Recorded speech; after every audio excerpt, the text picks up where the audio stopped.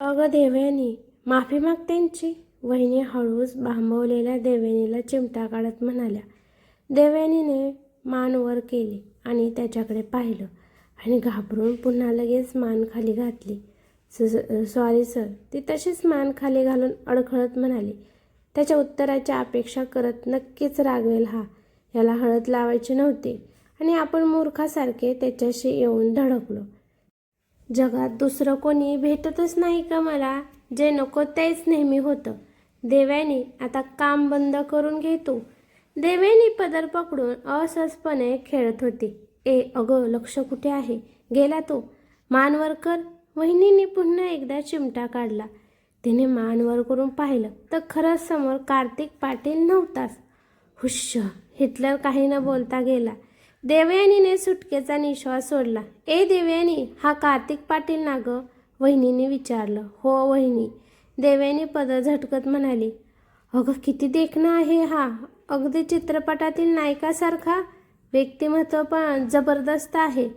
तू याच्याच कंपनीत नोकरी करतेस ना? वहिनी म्हणाल्या. हो. देवयानी हलकेच म्हणाली. याला कोणीतरी मैत्रीण आहे ना? म्हणजे एकदा रोहिणी सांगत होती. वहिनी कुतूहलाने विचारत होत्या. हो. देवयानी, अगं नुसतं हो काय लावलं आहे? कोण आहे ती दाखव ना. इथे आली आहे का ती? वहिनी तिच्या पाठीत हलका धपाटा मारत म्हणाल्या.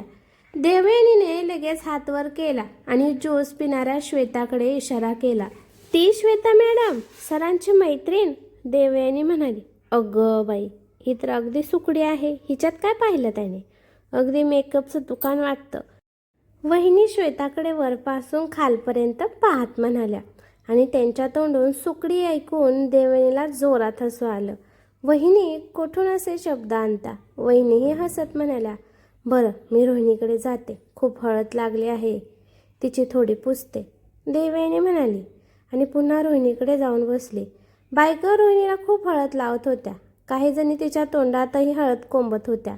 बिचारी वैतागली होती. देवयानीने तिच्या हातातल्या रुमालाने रोहिणीच्या डोळ्यावरची हळद पुसली. थोड्या वेळाने हळद लावून झाली. देवयानी, हे ताट आत नेऊन ठेव, तोपर्यंत मी या दोघांच्या आंघोळीचं बघते. वहिनीने हळदीचं ताट देवयानीच्या हातात दिलं. देवयानी ताट घेऊन आत जायला निघाले. गेटमधून आत येताना तिला समोरून राज येताना दिसला. तिची पावलं तिथेच थांबली. तिने हॉलमध्ये इकडे तिकडे पाहिलं, पण कोणीच नव्हतं आणि तो तिच्याकडेच हसत येत होता. ती घाबरून मागे फिरणार इतक्यात टक टक टाक बुटांचा आवाज आला. दोघांनी त्या दिशेने पाहिलं तर कार्तिक पाटील हाताच्या बाह्या नीट करत खाली उतरला. त्याने आता कपडे बदलले होते. कदाचित त्याला हळद आवडत नसावी. त्याला पाहताच देवयानीने पुन्हा हॉलमधून आत जायला लागली. कार्तिकने त्या दोघांकडे पाहिलं आणि त्याच्या कपाळावर आठ्या म्हटल्या. तू कोण आहेस आणि इथे काय करत आहेस? कार्तिकने राजकडे पाहत विचारलं. सर, मी लग्नाचं साहित्य घ्यायला आलो होतो, आता निघतो. राज हातातलं साहित्य दाखवत म्हणाला. अहो, कोणी आहे का? कार्तिकने रागाने आवाज दिला. ताबडतोब 2 नोकर धावत आले. लग्नाचं सगळं साहित्य बाहेर आहे ना? मग हे लोक आत काय करत आहेत? कार्तिक म्हणाला. देवयानी जी हळूहळू चालत होती ती मध्येच थांबली. हा मला बोलतोय का? तिला मनात थोडा अपमान वाटला. सर, एक नोकर म्हणाला.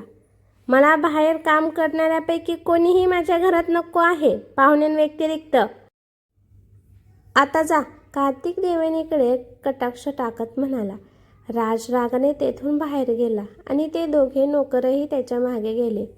हुश्श! मला नाही बोलला. बोलला असता तर दाखवलं असतं, म्हणजे माझ्या घरात कोणी नको. याचे घर सोन्याचे आहेत काय? देवयानी मान खाली घालून चालत होती, पण थोड्याच वेळापूर्वीचा प्रसंग अजूनही तिच्या मनात ताजा होता. म्हणून उगाच तिला पाहून कार्तिकला पुन्हा राग येऊ नये म्हणून ती पटकन चालू लागली. पण तरीही त्याला ओलांडून जाताना तिची धडधड वाढली. ती तशीच मान खाली घालून पुढे जात असताना अचानक थांबली, कारण तिला पदराला ओढ लागल्यासारखं जाणवलं. या वेड्याने पदर पकडला की काय, याचा काही भरोसा नाही. आत्ताच राग उफाळेल की काय. देवयानी घाबरून जागीच थांबली. तिने हळूच मागे वळून पाहिलं तर समोर कार्तिक पाटील काही अंतरावर उभा होता आणि तिच्याकडेच पाहत होता. यानेच पकडलं असणार हिटलर. ती त्याच्याकडे पाहत काही बोलणार तोच तिचं लक्ष त्याच्या हाताकडे गेलं. त्याचे दोन्ही हात रिकामे होते. मग तिने खाली पाहिलं तर तिचा पदर तिथल्या फुलदाणीच्या टेबलाच्या कोपऱ्याला अडकला होता. शी, आपण काय काय विचार करत होतो. ती ओशाळून पुढे झाली. तोच कार्तिकही एक पाऊल तिच्याजवळ सरकला. ती जागीच थांबली आणि गोंधळून त्याच्याकडे पाहू लागली. त्याने मात्र काही न बोलता तिच्या हातातल्या ताटात हात घातला आणि त्यातली हळद घेऊन तिच्या दोन्ही गालावर हलकेच लावली. त्याच्या त्या अनपेक्षित वागण्याने देवयानी थबकली. ती डोळे मोठे करून त्याच्याकडे पाहू लागली आणि तो मात्र हलकेच हसला. मग तो खाली वाकून देवयानीचा पदर सोडवू लागला आणि आता त्याला हात पुसू लागला. ते पाहून त्या अवस्थेतही देवयानीला तिच्या साडीचीच काळजी वाटली. नको, माझी साडी. तिचे पुढचे शब्द तिच्या घशातच राहिले, कारण तोपर्यंत त्याने हात पुसले होते. जशाच तसे.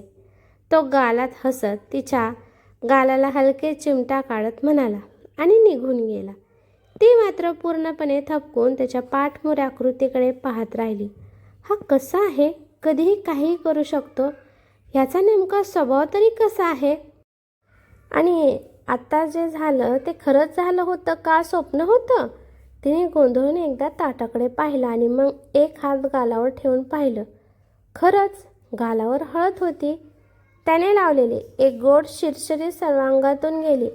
का कोणास ठाऊक, पण त्याच्या हातून आपल्याला हळद लागली याचा मनातच तिला आनंद झाला. पण दुसऱ्या क्षणी ती आपल्या विचारांवर चमकली. तिने नकारार्थी मान झटकली आणि एका हाताने पदर घेऊन पाहिला.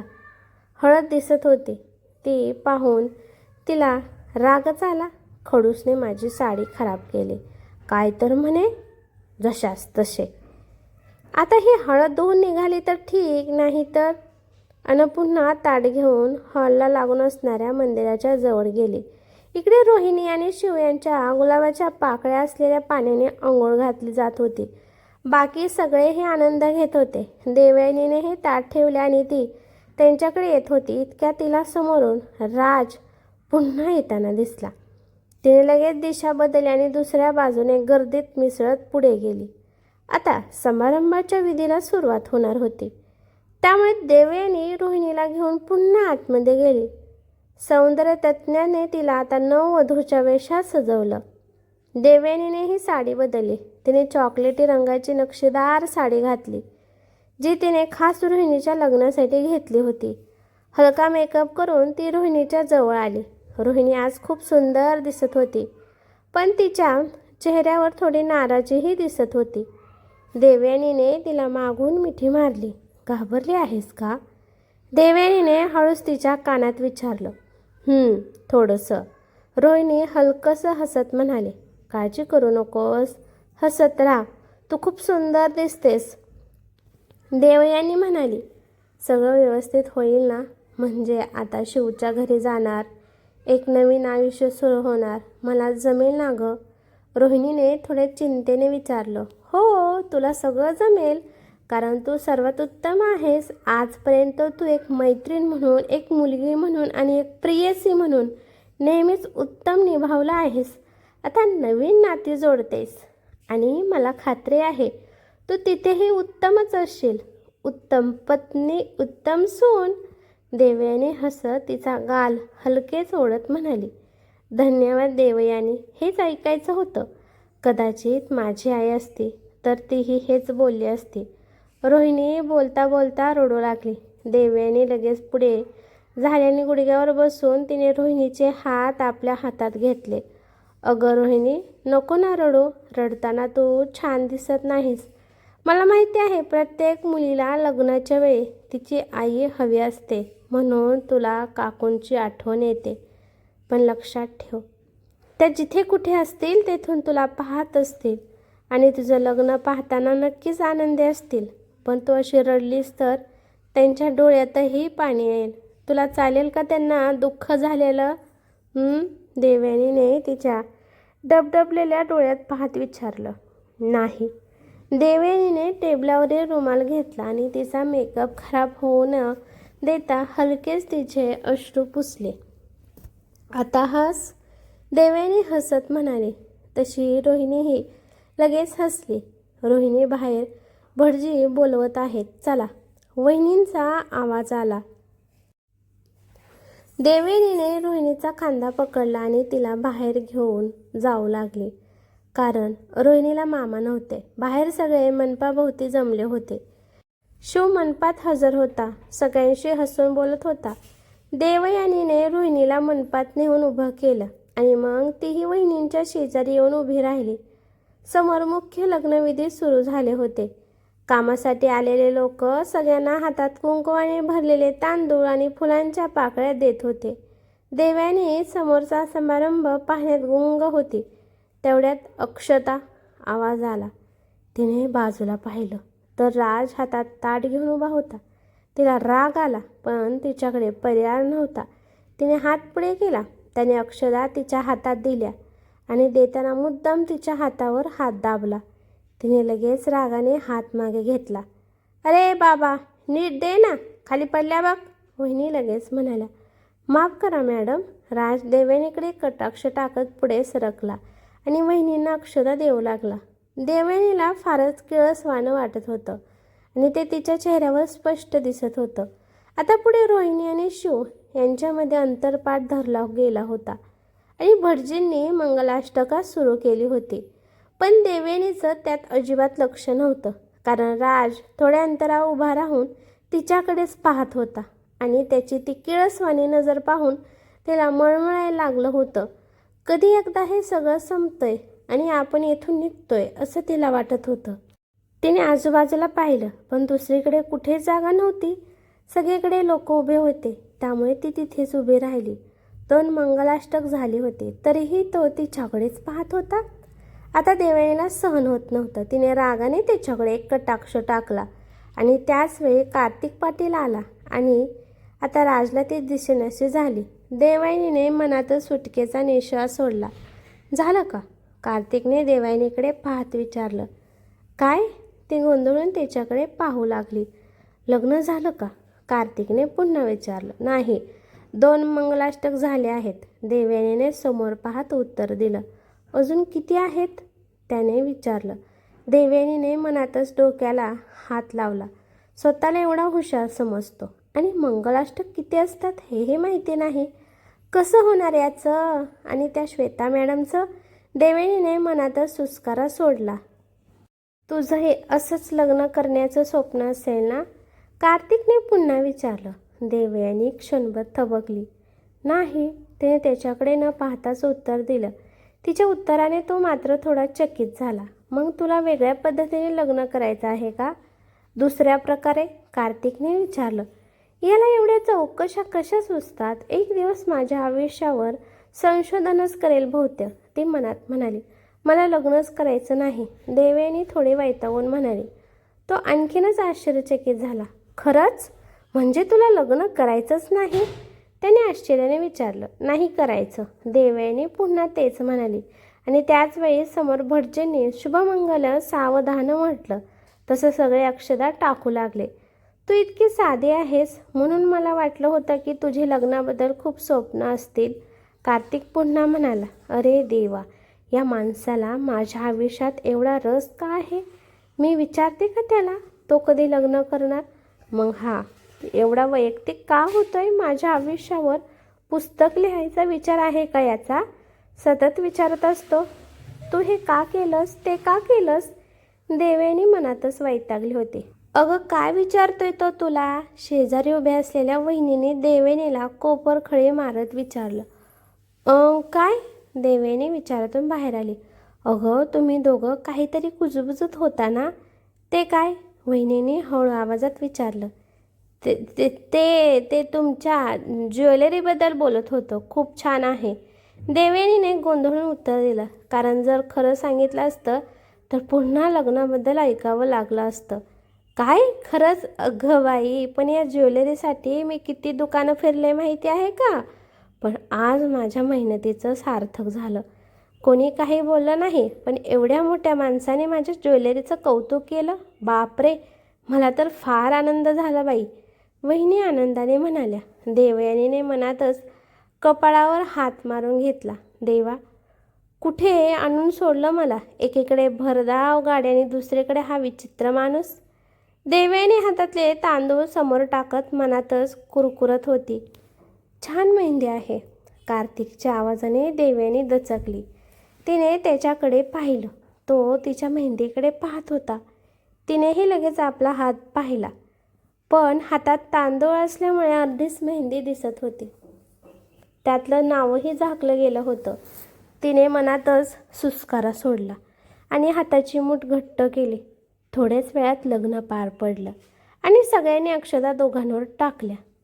रोहिणी आणि शिव यांनी एकमेकांच्या गळ्यात हार घातले, मग मंगळसूत्र घातलं आणि सप्तपदी झाली. लग्न झाल्यावर रोहिणी आणि देवयानी पुन्हा खोलीत आल्या. अभिनंदन रोहिणी आणि आनंदी वैवाहिक आयुष्यासाठी शुभेच्छा. देवयानी रोहिणीच्या हातात एक गिफ्ट ठेवत म्हणाली. हे काय? रोहिणीने विचारलं. लग्नाचं भेटवस्तू आहे. माफ कर, मला जितकं जमलं तितकंच देऊ शकले, पण एक वचन देते, जेव्हा माझ्याकडे खूप पैसे येतील ना, तेव्हा तुला मोठी भेट देईल. देवयानी म्हणाली. अगं वेडी, तुझी भेट माझ्यासाठी खूप खास आहे. ती छोटी असो वा मोठी, भेटीत भावना महत्त्वाच्या असतात. किंमत नाही, आणि या भेटीत तुझं प्रेम आहे, त्यामुळे ही माझ्यासाठी सगळ्यात मौल्यवान आहे. रोहिणी देवयानीच्या गालावर हात ठेवत म्हणाली. देवयानी हलकेच हसली. आत येऊ का? दरवाजातून आवाज आला. दोघींनी त्या दिशेने पाहिलं. रोहिणीचे वडील दरवाजातच उभे होते. बाबा, असं का विचारता? या ना, रोहिणी म्हणाली. देवयानी उठून उभी राहिली. रोहिणीचे वडील तिच्या जवळ आले. देवयानीने लगेच त्यांच्यासाठी खुर्ची पुढे केली. सकाळपासून ते उभेच होते हे तिला माहिती होतं. खुर्चीवर बसताच त्यांच्या तोंडून सुस्कारा निघाला. सकाळपासूनचा थकवा त्यांच्या आवाजातून जाणवत होता. बाबा, रोहिणीने त्यांचे हात आपल्या हातात घेतले. ते हलकेच हसले. बाळा, ठीक आहेस ना? त्यांनी विचारलं आणि रोहिणीचा हुंदका फुटला. ती लगेच त्यांच्या कुशीत जाऊन रडू लागली. बाळा, रडू नको, ते तिला समजावत म्हणाले, पण बोलताना त्यांच्या डोळ्यातही पाणी आलं होतं. देवयानीचे डोळेही पाणावले. रोहिणी, तिथे व्यवस्थित राहा. स्वतःची काळजी घे. शिव आणि त्यांच्या कुटुंबासोबत मिळून मिसळून राहा. कोणाचं काही पटत नसलं तरी उलट उत्तर देऊ नकोस. सगळ्यांना समजून घेण्याचा प्रयत्न कर. तुला अजून काय काय सांगावं खरंच मला कळत नाही. आज कदाचित तुझी आई असती तर मला एवढी काळजी वाटली नसती, पण आता तुला काय आणि किती सांगावं ते खरंच मला समजत नाही. रोहिणीचे वडील डोळे पुसत म्हणाले. रोहिणी अजूनच रडू लागली आणि रोहिणीला रडताना पाहून देवयानीलाही हुंदका आवरता येणार. ती लगेच दरवाजातून बाहेर पडली आणि भिंतीला पाठ टेकून उभी राहिली. गालावर आलेले अश्रू तिने तसेच वाहू दिले. खरंच आता रोहिणी दूर जाणार होती. माहीत नाही पुन्हा कधी भेट होईल. कदाचित महिन्याने, कदाचित 2 महिन्याने, काहीच ठाऊक नव्हतं. पण आता ती जवळ असणार नव्हती. प्रत्येक आठवड्याला न चुकता भेटणारी ती आता दूर जाणार होती. देवयानीने डोळे मिटले आणि अश्रू गालावरून ओघळत गळ्यापर्यंत आले. देवयानी, या आवाजाने ती दचकली. तिने डोळे उघडले तर समोर कार्तिक पाटील थोडा काळजीत उभा होता. त्याला पाहताच ती लगेच सावरली आणि घाईघाईने गाल पुसू लागली. तो पुढे झाला आणि तिला एक रुमाल पुढे केला. ती गोंधळून त्याच्याकडे पाहू लागली. मग लगेच त्याच्या हातातून तो रुमाल घेतला आणि डोळे पुसले. धन्यवाद. आणखीन आहे, तो म्हणाला.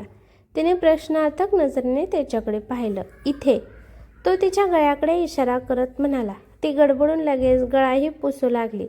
धन्यवाद, ती पुन्हा म्हणाली. अजूनही ती नाक वर ओढत होती.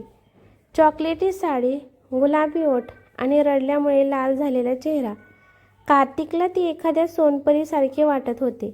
निरागस, आकर्षक, गोड. तिचे हलकेसे कुरळे केस खांद्यावर अलगद पसरलेले होते. जे ती अधूनमधून मागे सारत होती. देवयानी त्याने हळूच हाक मारली. त्याने त्याच्याकडे पाहिलं. तो अजूनही समोर उभा होता. रडू नकोस, तो एवढंच म्हणाला आणि रोहिणीच्या खोलीकडे वळला. पण का कोण जाणे त्याच्या दोन शब्दांनी तिला धीर मिळाल्यासारखं वाटलं. ती तशीच तिथे उभी राहिली. इकडे कार्तिक खोलीत आला तेव्हा रोहिणी आणि तिचे वडील थोडे सावरले होते. अरे या या या बसा. रोहिणीचे वडील त्याला पाहून उठले. नको काका, ठीक आहे, कार्तिक त्यांना थांबवत म्हणाला. मी निघतो आता, शेवटचं भेटायला आलो होतो, रोहिणीचे वडील म्हणाले आणि बाहेर निघून गेले. नमस्कार रोहिणी, कार्तिक समोरच्या खुर्चीवर बसत म्हणाला.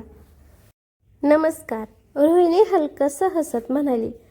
खरं तर आता तू माझी वहिनी झाली आहेस म्हणून मला तुला लग्नाचं भेट द्यायचं आहे.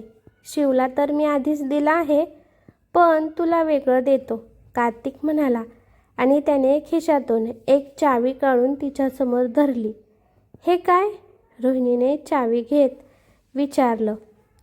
या शहरातील चांगल्या सोसायटीमधील एक फ्लॅट आहे, त्याची चावी आहे आणि तो फ्लॅट आजपासून तुझा झाला, कार्तिक म्हणाला. रोहिणी थोडी थबकली.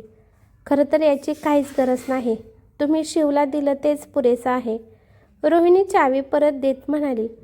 पण कार्तिकने ती घेतली नाही. रोहिणी, हे तुझ्यासाठी आहे, ठेव, तो एवढंच म्हणाला आणि जसा आला तसा बाहेरही निघून गेला. रोहिणी डोळे मोठे करून हातातल्या चावीकडे पाहत राहिली.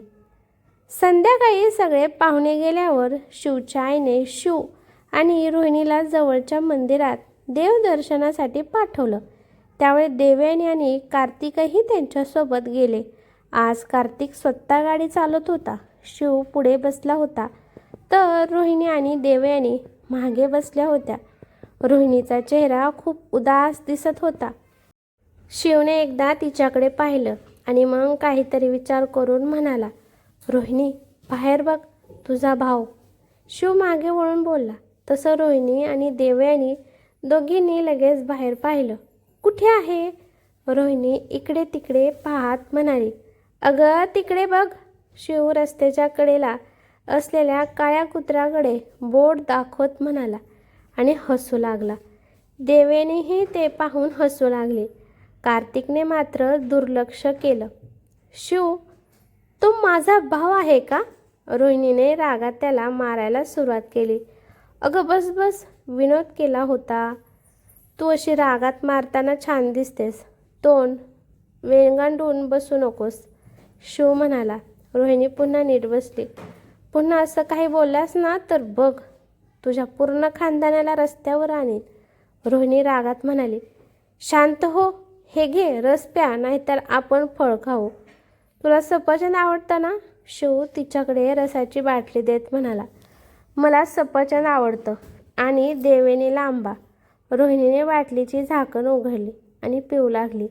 आणि मला केळी आवडतात, शिव म्हणाला आणि कार्तिककडे वळला. कार्तिक, तुला द्राक्ष आवडतात ना? शिव, नाही, आता मला स्ट्रॉबेरी आवडतात. कार्तिक आरशातून देवयानीकडे एक कटाक्ष टाकत म्हणाला आणि हलकेच हसला. अरे पण मला माहिती आहे की तुला द्राक्ष आवडायची, शिव विचारत म्हणाला. मी आता माझी आवड बदलली आहे. आता मला स्ट्रॉबेरी आवडतात, गडद, लाल आणि गोड, कार्तिक हलकेच हसत म्हणाला. थोड्याच वेळात ते सगळे मंदिरात पोहोचले. रोहिणी आणि शिव यांनी दर्शन घेतलं. शिव, तू पुढे जा, मी आणि देवयानी थोड्या वेळ मंदिरात बसतो, रोहिणी म्हणाली. शिव मग कार्तिकसोबत गाडीत जाऊन बसला. रोहिणी आणि देवयानी मंदिराच्या पायऱ्यांवर बसल्या. रोहिणी, चल ना आता, तू थकली आहेस, थोडा आराम कर, देवयानी म्हणाली. देऊ, मला तुझ्याशी काही बोलायचं होतं. परवा मी सासरी जाणार आहे, त्यामुळे त्याआधी इथली काही कामं पूर्ण करायची आहेत, रोहिणी विचारात म्हणाली. इथली कामं? काय राहिलं आहे अजून? देवयानीने विचारलं. राम, रोहिणी म्हणाली. देवयानी गोंधळली. रामचं काय? तिने विचारलं. रोहिणीने देवयानीचे हात हातात घेतले.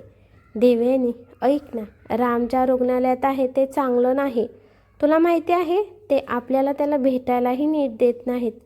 तुला कित्येक वेळा दिवसभर वाट पाहताना मी पाहिलं आहे. आणि रामही सांगतो की त्याची नीट काळजी घेत नाहीत.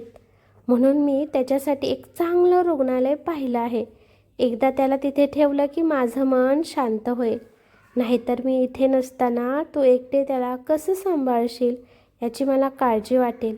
आणि त्यात तू काही गोष्टी माझ्यापासून लपवतेस. रोहिणी थोड्या रागात म्हणाली. देवयानी गप्प झाली. राम पुन्हा तेथून पळून आला होता ना? तू मला सांगितलं नाहीस. मला कळलं, रोहिणी म्हणाली. देवयानीने मान खाली घातली. देऊ, रामला सगळं नीट कळत नाही. कधी कधी तो खूप चिडतो. आणि जर तो पुन्हा पळून गेला आणि सापडला नाही तर? रोहिणी म्हणाली. देवयानीच्या अंगावर काटा आला. खरंच, जर तो सापडला नाही तर? ती कल्पनाही सहन होत नव्हती. म्हणून म्हणते त्याला चांगल्या रुग्णालयात ठेवूया, जिथे त्याची नीट काळजी घेतली जाईल आणि कदाचित तो बरा होईल, रोहिणी म्हणाली. रोहिणी, मी बचत करत आहे अजून थोडे दिवस, मग मी त्याला घेऊन येणार आहे. तू काळजी करू नकोस, देवयानी म्हणाली. देवयानी, तू नंतर आणशील, पण आता मी त्याच्यासाठी रुग्णालय पाहिलं आहे.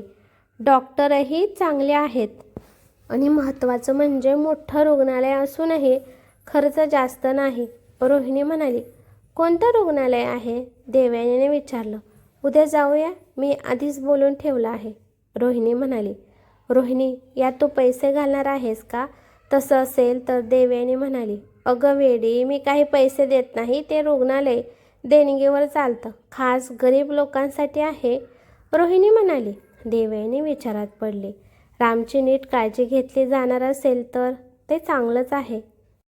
आणि रोहिणीने पाहिलं आहे म्हणजे नक्कीच चांगलं असेल.